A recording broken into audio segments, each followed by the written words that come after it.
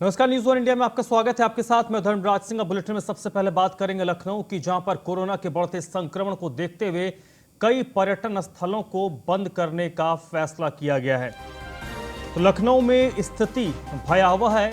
Corona के कारण लखनऊ में व्यवस्था इस वक्त लगातार खराब होती जा रही है और इसी के मद्देनजर पर्यटन स्थलों को बंद किया गया है। बड़ा और छोटा इमामबाड़ा बंद किया गया है। पिक्चर गैलरी और शाह नजफ इमामबाड़ा को भी अगले आदेश तक बंद कर दिया गया है। ये पर्यटन स्थल हैं जहां पर बड़ी संख्या में लोग जुटते हैं और इन पर्यटन स्थलों को अगले आदेश तक बंद करने का फैसला लिया गया है। बड़ा इमामबाड़ा हो, छोटा इमामबाड़ा हो, पिक्चर गैलरी हो, इन्हें बंद करने का आदेश है। अगले आदेश तक ये बंद रहेंगे पर्यटकों के लिए। ये लखनऊ के वो जगह हैं जहां पर बड़ी संख्या में लोग पर्यटक पहुंचते हैं, लेकिन महामारी को देखते हुए यह फैसला लिया गया है कि इन पर्यटन स्थलों को बंद किया जाएगा।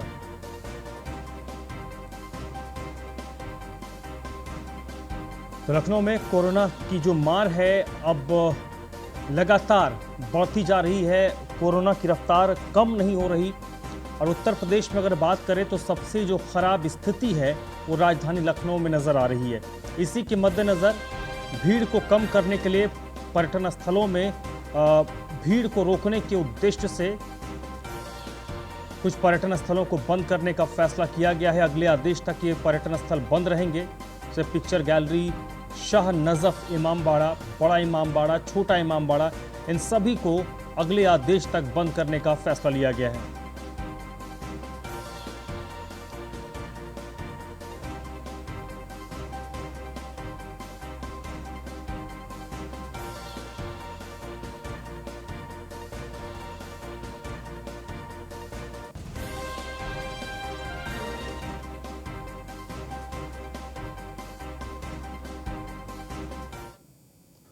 वाराणसी में कोरोना की दूसरी लहर का कहर जारी है। जिला प्रशासन ने बढ़ते मामलों को देखते हुए वीकेंड कर्फ्यू लगाने का ऐलान किया है।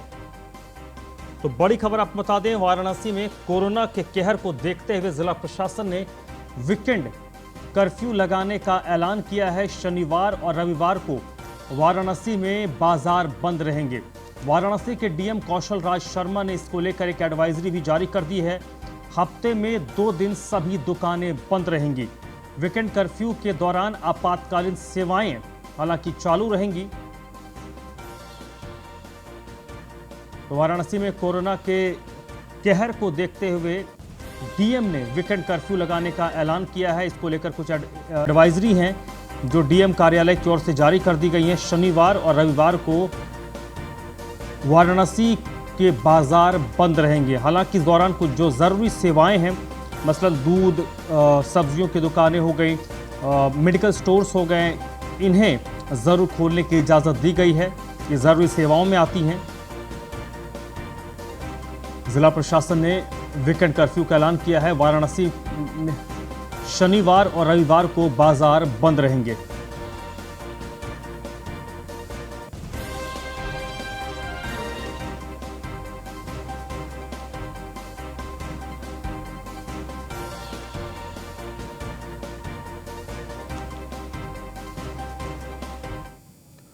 लखनऊ से अगली खबर है। पूर्व मंत्री भगवती सिंह के बेटे का निधन हो गया है। कोरोना से भगवती सिंह के बेटे राकेश सिंह का निधन हो गया है। भगवती सिंह राज्य के पूर्व मंत्री हैं और उनके पिता की भी कोरोना से मौत हुई थी। पिता की मौत के कुछ दिन बाद ही बेटे की भी मौत हो गई है और मौत के बाद राकेश सिंह का कोविड टेस्ट किया गया, जिसमें उनकी रिपोर्ट पॉजिटिव आई थी। पूर्व मंत्री भगवती सिंह के बेटे का निधन हो गया है। कोरोना से उनके बेटे राकेश सिंह का निधन हुआ है और पूर्व मंत्री भगवती सिंह की भी कोरोना से मौत हुई थी। पिता की मौत के कुछ दिन बाद ही भी बेटे की मौत हो गई है। हालांकि उनकी मौत के बाद जब उनका कोविड टेस्ट किया गया, उसमें उनकी रिपोर्ट पॉजिटिव आई थी। वो कोरोना से संक्रमित थे।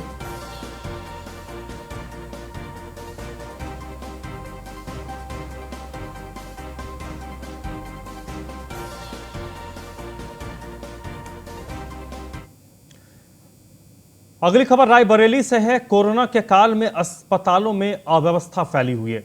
रायबरेली के L2 अस्पताल में कोरोना मरीजों की जान के साथ खिलवाड़ हो रहा है। कोरोना पॉजिटिव मरीजों के परिजनों ने अब विरोध शुरू कर दिया है। अस्पताल की बदहाली का वीडियो इस वक्त सोशल मीडिया पर वायरल हो रहा है। L2 अस्पताल है, मॉडर्न रेल कोच फैक्ट्री में ये L2 अस्पताल स्थित है और वहां पर बदहाली का आलम क्या है उसकी तस्वीरें इस वक्त सोशल मीडिया पर वायरल हो रही हैं और इसे कोविड अस्पताल के तौर में तब्दील किया गया है। यहां पर बड़ी संख्या में जो कोरोना संक्रमित हैं वो एडमिट हैं, उनका यहां पर इलाज चल रहा है। लेकिन यहां की अव्यवस्थाएं देखने के बाद परिजनों ने अब हंगामा शुरू कर दिया है।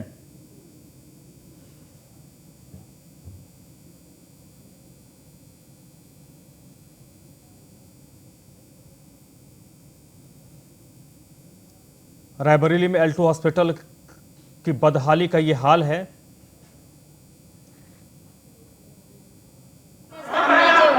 ये बैठे थे, जिनकी डेथ अभी हो गई है। एक डॉक्टर आया तो पूछा क्या हुआ, तो इन्होंने कहा कि हमको कुछ नहीं, हमारे कमर में दर्द हो रहा है और उसी से हमको बड़ा पेन हो रहा है। तो डॉक्टर आया, फिर चला गया, न इलाज हुआ। सुबह भी इनको कराते हुए हमने देखा कि हमारे कमर में दर्द हो रहा। ओ डॉक्टर साहब जल्दी आओ, डॉक्टर साहब जल्दी आओ। और ये सुबह 10 बजे हम तो हमारे घर के भी निकल नहीं पाए और ऐसे ऐसे हुआ। हम चाह रहे थे आवाज़ टेप करें, हम भगवान से हरदोई के मतदान केंद्र पर खूनी संघर्ष देखने को मिला। मतदान केंद्र पर उपद्रवियों ने जमकर बवाल काटा है। हरदोई का यह मामला है जहां पर मतदान केंद्र पर खूनी संघर्ष देखने को मिला।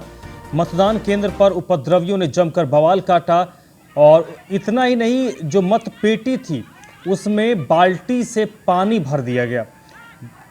हरदोई के बूथ संख्या 87 का ये मामला है जहां पर उपद्रवियों ने बूथ पर कब्जा किया और बूथ में घुसकर जो मतपेटियां थीं उसमें पानी डाल दिया गया। इस दौरान जमकर पत्थरबाजी भी हुई और इस पत्थरबाजी में ASP समेत आधा दर्जन पुलिसकर्मी घायल हुए हैं। उपद्रवियों को रोकने के लिए पुलिस ने हवाई फायरिंग की है। बताया जा रहा है कि पुलिस की ओर से 6 राउंड की फायरिंग हुई है और उसके बाद जाकर हालात पर काबू पाया गया। हरदोई के पाली थाना क्षेत्र के अतरजी मतदान केंद्र का यह मामला है जहां पर उपद्रवियों ने जमकर बवाल काटा। मतपेटी पर पानी डाल दिया गया, पत्थरबाजी की गई जिसमें ASP समेत आधा दर्जन पुलिसकर्मी घायल हैं और लोगों को कंट्रोल में करने के लिए पुलिस को 6 राउंड फायरिंग करनी पड़ी है।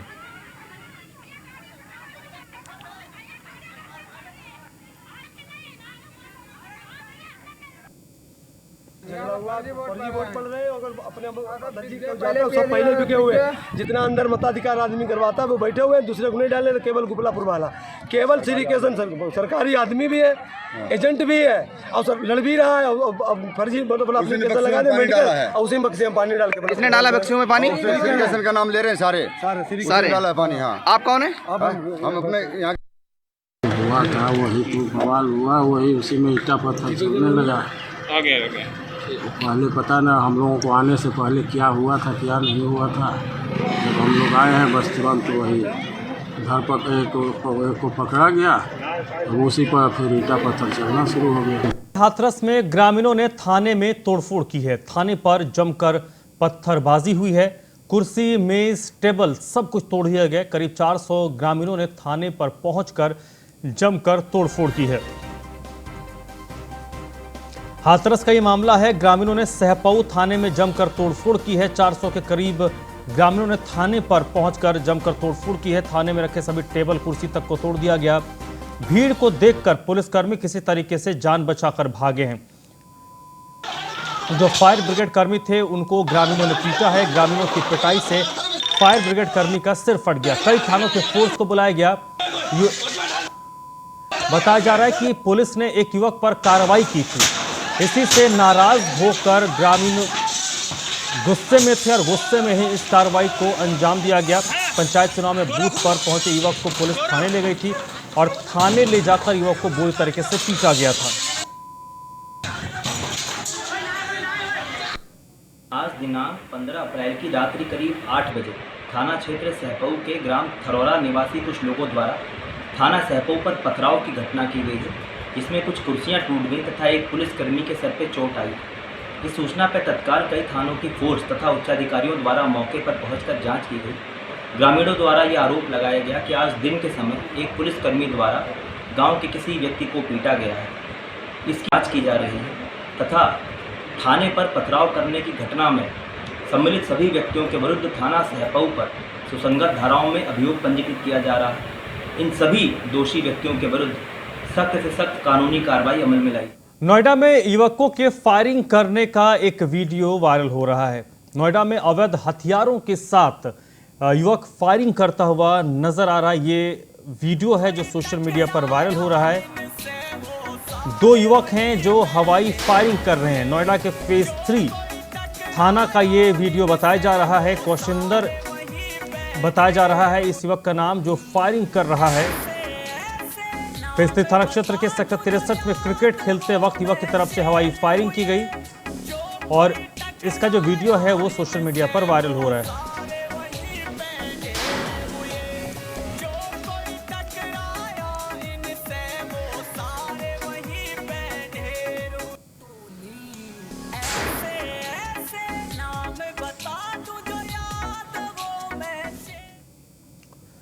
मुख्यमंत्री योगी आदित्यनाथ से रक्षा मंत्री राजनाथ सिंह ने बातचीत की। रक्षा मंत्री राजनाथ सिंह ने मुख्यमंत्री योगी का हालचाल जाना है और प्रदेश में कोरोना को लेकर मुख्यमंत्री योगी से चर्चा की है। डीआरडीओ से चिकित्सा उपकरण उपलब्ध कराने की भी पेशकश रक्षा मंत्री की ओर से की गई है। रक्षा मंत्री राजनाथ सिंह ने मुख्यमंत्री योगी आदित्यनाथ को फोन करके उनका हालचाल लिया है। मुख्यमंत्री योगी आदित्यनाथ कोरोना संक्रमित हैं और इस वक्त आइसोलेट हैं। राजनाथ सिंह ने उनसे बातचीत की है और उनके सेहत का हाल जाना है और इसके साथ ही प्रदेश में कोरोना को लेकर स्थिति पर राज्य सरकार किस तरीके से काम कर रही है उस पर भी उन्होंने चर्चा की है। इस दौरान डीआरडीओ से चिकित्सा उपकरण उपलब्ध कराने की भी पेशकश रक्षा मंत्री ने की है।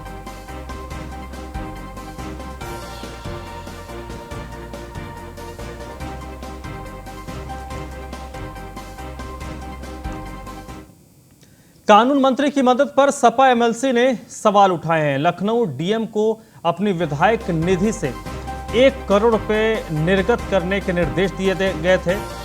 विधायक निधि से आरटीपीसीआर टेस्ट और ऑक्सीमीटर की व्यवस्था के निर्देश दिए गए थे। 1 करोड़ की मदद पर सपा एमएलसी राजेश यादव ने सवाल खड़े किए हैं। राजेश यादव ने सवाल खड़े किए हैं कि जब सरकार की ओर से विधायक निधि को खत्म कर दिया गया है तो इस बार विधायक निधि जारी नहीं हुई, फिर मंत्री जी कौन से विधायक निधि से मदद कर रहे हैं? मंत्री जी झूठे हैं या सरकार झूठी है?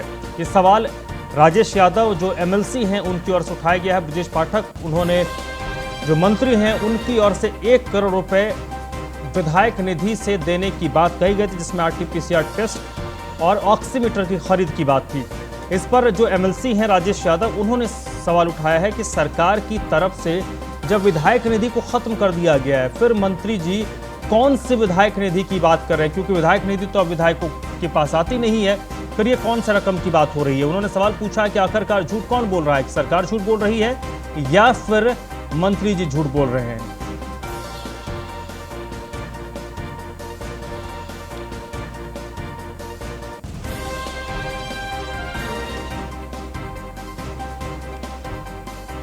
तो राजेश यादव इस वक्त हमारे साथ जुड़ चुके हैं, सपा के एमएलसी हैं जिन्होंने इस मामले को लेकर कुछ सवाल उठाए हैं। राजेश यादव साहब, सवाल क्या है आपके? ये जो मदद की बात कही गई है ब्रजेश पाठक की ओर से, उस पर देखिए, हम सभी लोग इस कोरोना जैसी महामारी से प्रदेश ही नहीं बल्कि देश जूझ रहा है और समाजवादी पार्टी का मानना है कि हम हर सरकार के कदम का साथ दे रहे हैं और देते रहेंगे। लेकिन मैं सरकार से जानना चाहता हूं इस जनता में भ्रम क्यों पैदा किया जा रहा है। 2020 और 21 की जो विधायक निधि थी वो हम सारे विधायकों ने, चाहे सत्ता के हों या विपक्ष के हों, सब लोगों ने कोरोना महामारी में विधायक निधि पूरी सरकार ने ले लिया था।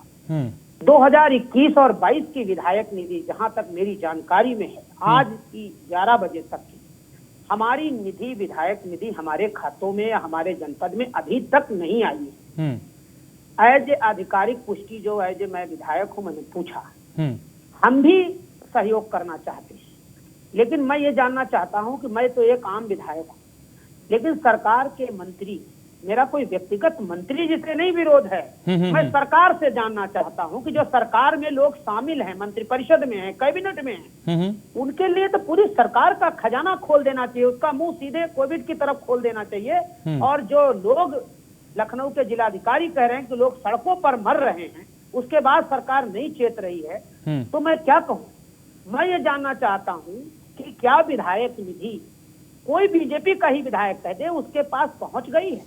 जब विधायक निधि पहुंचेगी तभी तो हम लोग दान में दे सकते हैं। विधायक निधि अभी नहीं पहुंची है क्योंकि 31 मार्च तक कार्यकाल दूसरे साल का था और आज 14 तारीख है, 15 आज 16 है जी। आज तक नहीं पहुंची। तो मैं सिर्फ इतना जानना चाहता हूं कि मैं भी देना चाहता हूं विधायक निधि से अपना पैसा कोरोना में, लेकिन मैं यदि लिख देता तो मुझे लोग, जानते हो मीडिया भी सवाल उठाती कि ये विधायक सस्ती लोकप्रियता लेना चाहते हैं, अभी विधायक निधि है नहीं, लेटरबाजी कर रहे हैं। तो मैं बस इतना मेरा सवाल है कि क्या विधायक निधि जिलों में पहुंच चुकी है या केवल सत्ताधारी विधायकों या मंत्रियों की ही पहुंची है, विपक्ष की नहीं पहुंची? मेरा मकसद किसी मंत्री या किसी उससे नहीं है व्यक्तिगत, मेरा सरकार से सवाल है और ये मेरा दायित्व है सरकार से पूछना कि जब विधायक निधि आप भेजे नहीं है तो लेटरबाजी किस बात की चल रही है? और यदि भेजे हैं तो मैं विधायक होने के नाते मैं पूछना चाहता हूं कि मुझे सरकार जवाब दे कि आपकी विधायक निधि फला डेट में पहुंच गई है। वैसे भी एक तरफ तो हमें ये कहा जा रहा है कि आचार संहिता लगी है, पंचायत चुनाव चल रहा है, आप 10 रुपया किसी इलाज में भी नहीं दे सकते। दूसरी तरफ ये लोग लेटरबाजी कर रहे हैं, तो ये भ्रम की स्थिति थी। इसलिए मैंने अपने पेज के माध्यम से क्योंकि हमारी मीडिया तो है नहीं, मीडिया सरकार की चापलूसी करती है, इसलिए मैं न मीडिया में जाकर के अपने नाते मैं सच्चाई को उजागर। चलिए राजेश यादव साहब, आप मेरे साथ बने रहिएगा। तो समाजवादी पार्टी के एमएलसी राजेश यादव ने जो सवाल खड़े किए हैं उस पर एक अपडेट आ रहा है कि उनकी तरफ से जो आरोप लगाए जा रहे हैं वो झूठे आरोप हैं, क्योंकि विधायक निधि का पैसा ट्रांसफर हो चुका है।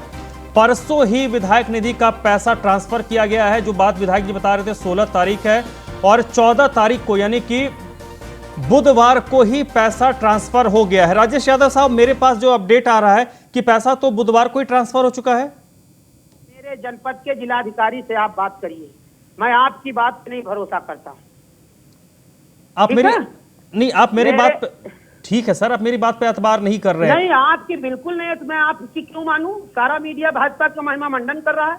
हम जिलाधिकारी मुझे लिखित में दे कि आपकी विधायक निधि आ गई है, आप खर्च करने के लिए तत्काल प्रस्ताव भेजिए, तब मैं मानूंगा। आपको क्यों मानूंगा?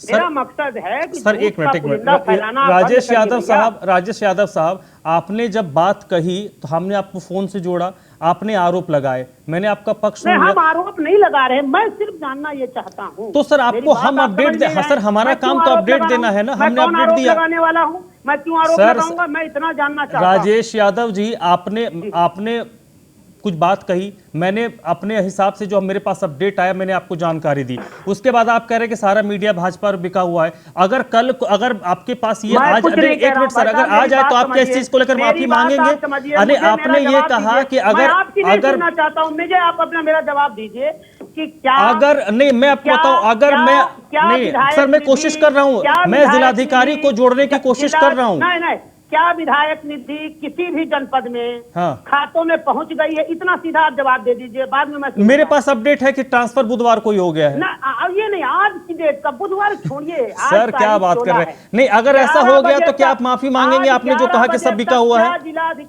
आज 11 बजे तक क्या जिलाधिकारियों के पास? सर आप आज 11 बजे की बात कर रहे हैं, मैं तो परसों की बात कर रहा हूं कि 2 दिन पहले ट्रांसफर हो चुका है। भाई आज तक नहीं पहुंची है। अब आप सर आप ये कहिए कि मेरे पास नहीं पहुंचा है।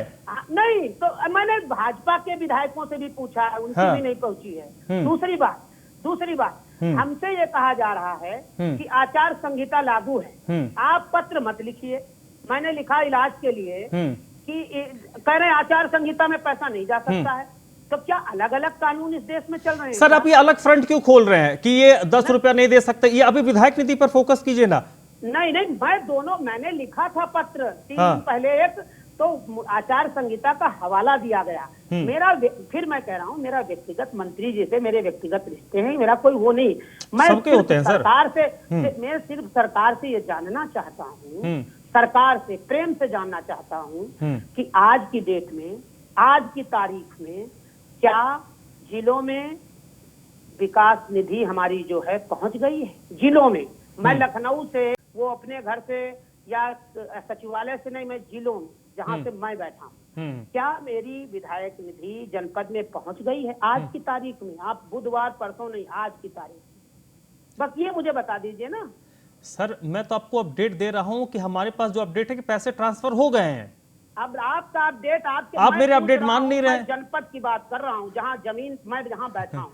आपके लखनऊ से क्या हो रहा मेरे खाते में नहीं। सर अगर मैं अभी दूसरी चीज, अगर मैं कह दूं कि हाँ ट्रांसफर नहीं हुआ तो आप कहेंगे हाँ ठीक है भाई आप सही बोल रहे हो। अगर मैं कह रहा हूँ ट्रांसफर हो गया तो आप कह रहे नहीं नहीं आपकी बात नहीं मानूंगा, सब बिके हुए हैं। रिटर्न में आना चाहिए ना मुझसे। मेरे पास जब निधि आती है, ये आप पता कर लीजिए, सारे विधायकों के पास एक पत्र जाता है जिला विकास अधिकारी की तरफ से। आपने जिलाधिकारी से बात की है कि आपका पैसा विधायक करिए ना, मैं तो बोल रहा हूँ मेरी। अरे सर आपका पैसा है, आप विधायक हैं, आपकी निधि नहीं आई है। मेरा पैसा होता तो मैं फोन करता ना जिलाधिकारी को। नहीं आई, मेरे यहाँ नहीं पहुंची, मैं बार बार कह रहा हूँ। सर आपने जिलाधिकारी से बात की? मेरे पास विधायक निधि नहीं, मेरे जनपद में नहीं पहुंची है। इसको लेकर आपने बात की किसी से? मेरे जनपद में नहीं पहुंची है। आपको खंडन करना, आप बात कर लीजिए ना। सर आपका पैसा है, आपके विधायक निधि का पैसा, मैं तो बात करूंगा ही। मैं आपसे पूछ रहा हूँ अगर आपका फंड नहीं आया तो आपने किसी से बात किया? तो कोरोना की मदद करना चाह रहा हूँ, लेकिन मेरे यहाँ नहीं पहुंची है। तो लेकिन इसको लेकर आपने कोई बात नहीं की है किसी से, जिलाधिकारी से या ऊपर कहीं पर भी सचिवालय में बात नहीं की? करते हैं किससे नहीं करते हैं, ये मेरा व्यक्तिगत है। मैं पूछना आपसे चाह रहा हूँ कि आपको यदि शक है कि विधायक निधि पहुंच गई है, विधायक जी झूठ बोल रहे हैं, आप मेरे जिलाधिकारी से आप बात कर लीजिए। सर मैं कोशिश कर रहा हूँ सर, अगर जुड़ जाएंगे तो मैं उनसे ही बात कर लूंगा। जैसे आप जुड़े हुए उनको भी जोड़ लूंगा। हाँ तो जोड़ लीजिए, मैं वेट कर रहा हूँ। नहीं तो आप मुझे बताइए ना सर, एक मिनट अगर एक सर मेरी बात सुन लीजिए। अगर मैं कहीं नौकरी कर रहा हूँ, मेरी तनख्वाह नहीं आई है, तो मैं बात करूंगा ना कि सर मेरी सैलरी नहीं आई है। भाई मैं आपका निधि, आपका फंड, आपने बात की किसी से? मेरे ऊपर भरोसा ही नहीं, मैं कितनी बार सर आप जब मेरे पे भरोसा नहीं कर रहे तो मैं आप पे क्यों भरोसा करूँ? आपने तो मुझे कह दिया कि सब बिके हुए हैं। हमारी विधायक निधि नहीं पहुंची है। तो आपने किसी से बात किया? ये मेरा अगला क्वेश्चन है। हमारी विधायक निधि नहीं पहुंची है। अच्छी बात है, आपने बात किया किसी से? जब पहुंच जाएगी तो मैं आपको बता दूंगा कि सरकार ने आज भेज दिया है। सर मैं आपको कितने वायरल, कल की डेट में पत्र लिखा गया था, कल की डेट तक। सर मैं आपको बता रहा हूं सर, एक मिनट, मैं विधायक नहीं हूं, कई विधायकों को जानता हूं, पता है किस तरीके से कामकाज होता है, ठीक है। मैं सर मैंने आपको एग्जांपल दिया, अगर मेरी सैलरी नहीं आएगी तो मैं तो अकाउंट से जाके पूछूंगा ना भाई मेरी सैलरी क्यों नहीं आई, एचआर से पूछूंगा ना मेरी सैलरी क्यों नहीं आई, फिर मालिकान से पूछूंगा मेरी सैलरी क्यों नहीं आई। अगर आपका फंड नहीं आया तो पूछोगे ना।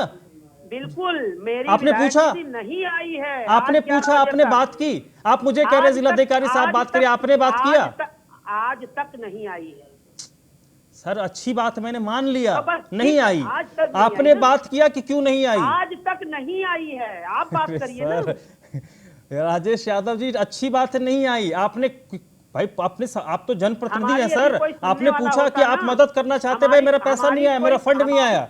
हमारी कोई सुनने वाला होता तो ये हाल लखनऊ का और पूरे प्रदेश का ना होता। सर ऐसा तो नहीं आप फोन करेंगे, जिलाधिकारी फोन रिस्पॉन्ड नहीं करेंगे?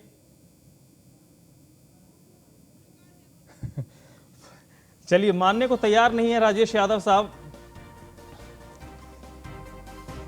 समाजवादी पार्टी के एमएलसी है राजेश यादव, जिनसे मैं बार बार ये पूछता रहा कि भाई अगर आपका पैसा विधायक निधि का नहीं आया है, आपने किससे बातचीत की है? विधायक जी ने जवाब नहीं दिया, और सबसे बड़ी बात कि उनका फोन भी कट गया, और फोन कट गया या उन्होंने काट दिया वो बेहतर विधायक जी जाने। तो फिलहाल आरोप जो उन पर लगाए थे, कुछ सवाल तो उन पर उनसे भी बनते थे, उन सवाल को पूछा गया तो उन सवालों के जवाब से राजेश यादव बचते हुए नजर आए।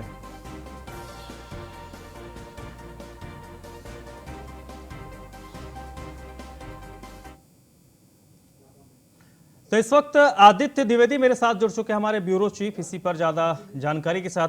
आदित्य, ये बताइए, ये जो विधायक निधि है जिसको लेकर राजेश यादव की ओर से सवाल खड़े किए गए हैं, समाजवादी पार्टी के एमएलसी, कि विधायक निधि जारी नहीं हुआ है, लेकिन अब जो जानकारी है, अपडेट है कि नोटिफिकेशन जारी हो चुका है। उसके बाद इस तरीके का आरोप लगाए। हालांकि उनसे मैंने कई बार सवाल पूछा कि इसको लेकर आपने किसी से क्रॉस क्वेश्चन किया, कोई जवाब तलब किया, उन्होंने जवाब नहीं दिया और बचते नजर आए। तो इस पर क्या कुछ अपडेट आपके पास है? देखिए, राजेश यादव जो बोल रहे थे उनकी आधा अधूरा ज्ञान था। उन्होंने जब पत्र लिखा उससे पहले देखिए, ये बात विधानसभा में भी इस बार पारित हुई थी। पिछला फंड कोविड में चला गया था विधायकों का, लेकिन इस बार विधानसभा में बाकायदा प्रस्ताव पास हुआ था और सभी विधायकों को विधायक दी जाएगी। इस बात को एप्रूव किया। उसी क्रम के तहत पहुंच होती है मेरी ब्रजेश पाठक लोग अपनी विधायक निधि